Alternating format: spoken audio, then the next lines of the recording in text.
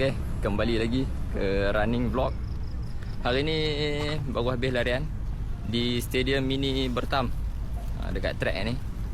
Baru sudah hujan, tapi masih boleh lari. Jadi hari ni saya bersama Coach Am.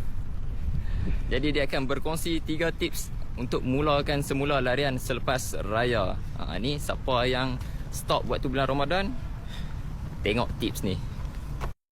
Okay, tips pertama, duration over distance, iaitu bila kita baru nak start lari balik ni, kita tengok dulu berapa lama badan kita boleh tahan, then barulah kita go kepada distance. Okay, tips yang kedua, jangan gila mileage. Mulakan dulu dengan langkah yang kecil, barulah kita kembang ke langkah yang lagi besar. Kalau langkah kecil pun kita tak mampu, macam mana nak langkah longkang yang lagi besar? Tidak. Okay, tips yang ketiga, yang ni paling ramai yang tak ambil berat lah. Musim El Nino kan, cuaca panas sekarang ni. So pastikan bekalan air sentiasa cukup. Pastikan badan kita ni sentiasa penuh dengan air supaya kita tak mudah semput dan juga tak mudah penat. Itu saja.